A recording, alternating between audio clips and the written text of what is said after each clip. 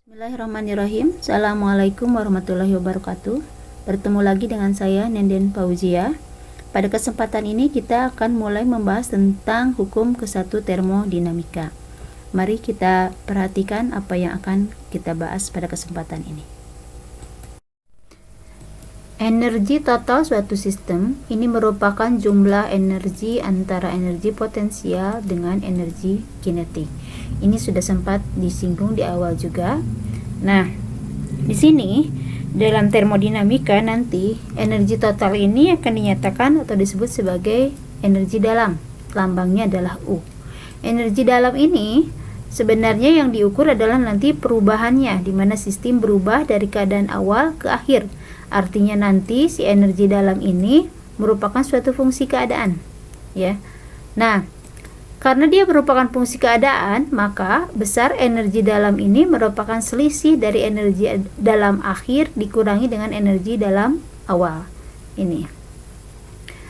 Lalu, energi dalam ini juga merupakan suatu besaran yang memiliki sifat besarannya itu berupa sifat ekstensif.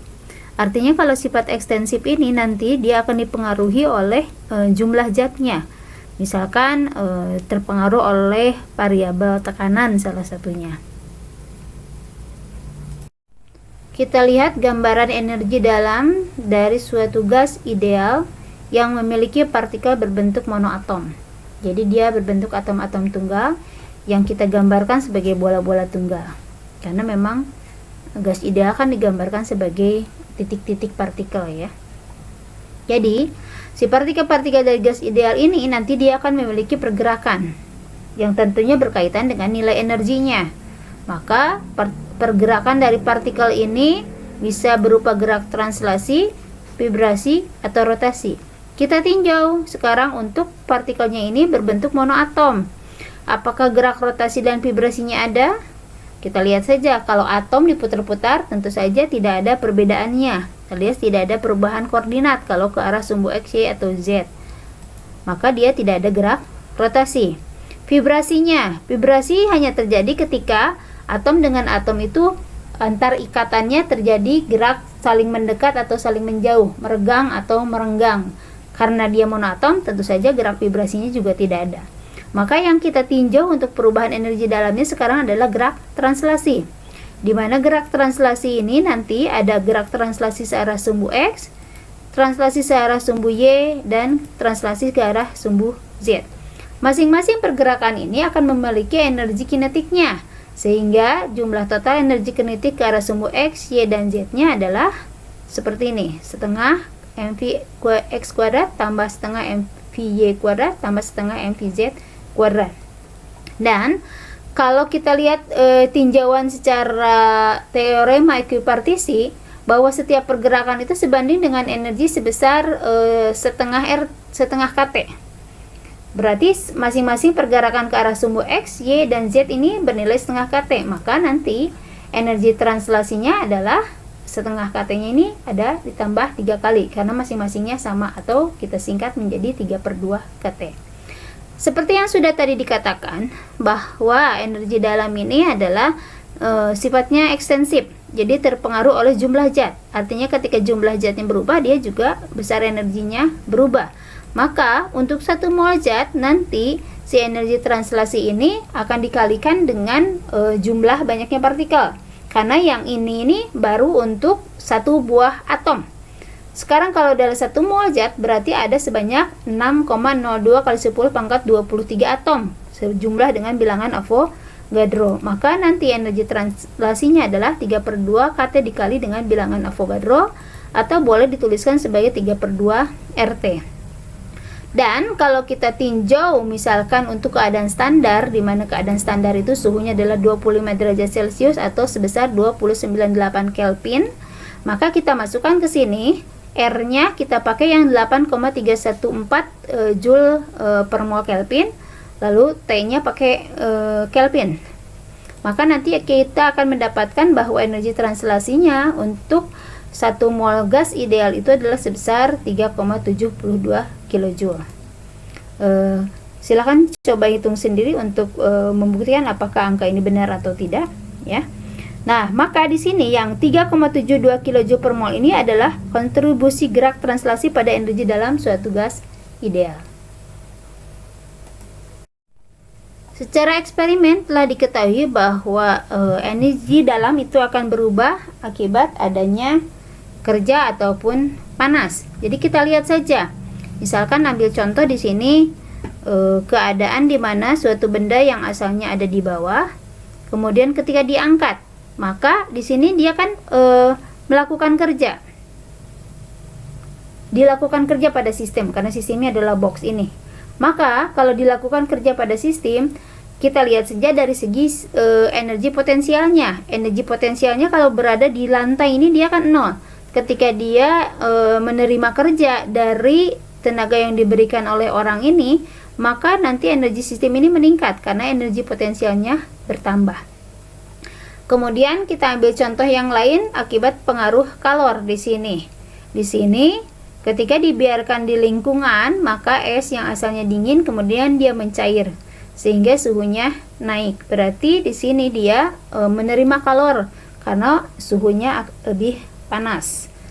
Suhu lingkungan lebih panas, maka es mencair. Artinya es ini menerima kalor. Di sini artinya bahwa jumlah energi dalam ini ditentukan oleh perubahan kerja ataupun perubahan kalor atau panas, ya. Maka kita bisa mengatakan bahwa energi dalam ini terkait dengan perubahan kerja dan perubahan panas yang terjadi di dalam sistem tersebut. Baik, selanjutnya kita lihat bagaimana tinjauan energi dalam ini sesuai dengan hukum ke-1 termodinamika. Jadi kalau misalkan kita dulu bahwa sistem ini seperti celengan, di mana ke dalam celengan ini kita bisa memasukkan tabungan berupa kerja dan panas, tabungannya, jenis tabungannya. Maka kalau kita bilang yang mana energi dalamnya adalah isi tabungannya. Jadi tumpukan dari koin-koin antara energi dan panas ini adalah energi dalam. Nah, si koin ini bisa keluar ataupun masuk ke dalam sistem. Maka, kalau misalkan sistem ini nanti kita isolasi, sistem terisolasi, artinya si tempat keluar masuknya ini kita tutup. Maka ketika sistemnya ini terisolasi, tidak ada kerja ataupun panas yang bisa keluar ataupun masuk. Maka kita bisa katakan bahwa ketika tidak ada kerja ataupun panas yang bisa masuk ataupun keluar ke dalam sistem, maka energi dalam pada sistem terisolasi adalah konstan. Dan ini adalah bunyi hukum ke-1 termodinamika. Sebelumnya kita juga sudah mengetahui bahwa sistem ini ada 3 macam, ada sistem terisolasi, terbuka, dan tertutup. Ketika sistem terisolasi, energi dalamnya ini tidak berubah atau tetap atau konstan, kita lihat bagaimana kalau sistemnya sistem terbuka atau tertutup ataupun sistem selain sistem terisolasi. Maka ada panas, lalu ada kerja yang bisa keluar dan masuk ke dalam sistem. Maka nanti akan membentuk energi dalam. Dan karena si panas dan kerjanya ini nanti bisa berubah, karena untuk sistem terbuka dan tertutup dia bisa keluar dan masuk, nanti kita bisa nyatakan bahwa perubahan energi dalamnya itu sebagai jumlah kalor dan kerja. Di sini kalor pakai lambang Q dan kerja pakai lambang W. Dan delta U ini adalah perubahan energi dalam. Maka persamaan ini bisa dituliskan dalam beragam bentuk. Tergantung apakah nanti kalornya ini dilepas atau diterima, kerjanya ini dilakukan atau melakukan kerja sistemnya. Maka nanti kalau misalkan kalornya Q-nya ini bernilai positif, itu ketika dia menyerap kalor. Lalu ketika Q-nya ini bernilai negatif, maka dia menyatakan bahwa dia melepas kalor. Sedangkan kalau W ketika positif, maka dia menyatakan bahwa dia menerima kerja, dan kalau dia bernilai negatif, maka dia melakukan kerja. Maka kalau persamaan hukum termodinamika ini mau ditulis sebagai delta U, perubahan energi dalam adalah kalor yang diterima ketika sistem melakukan kerja. Maka kita tulis delta U sama dengan Q min W, boleh itu. Atau boleh saja nanti misalkan kita tetap tulis sebagai delta U sama dengan Q plus W, tetapi nanti kita perhatikan apakah nanti Q-nya ini positif atau negatif, W-nya ini positif atau negatif. Jadi rumusnya tidak usah dirubah, tetap delta U sama dengan Q plus W, tetapi kita perhatikan kalau ada soal apakah dia menyerap kalor, melepas kalor, menerima kerja, atau melakukan kerja, perhatikan perubahan tanda positif dan negatifnya. Penerapan hukum ke-1 termodinamika ini sangat tergantung pada jenis proses termodinamika yang terjadi. Ketika prosesnya berlangsung pada keadaan adiabatis, kita sudah mengenal di awal bahwa sistem ini penyekatnya ada dua jenis, ada yang diatermik dan ada yang adiabatis. Pada yang adiabatis ini kan tidak terjadi transfer panas. Maka kalau tidak terjadi transfer panas artinya Q-nya 0. Berarti persamaan delta U sama dengan Q plus W ini nanti akan dapat dituliskan sebagai delta U sama dengan W saja. Karena Q-nya adalah 0.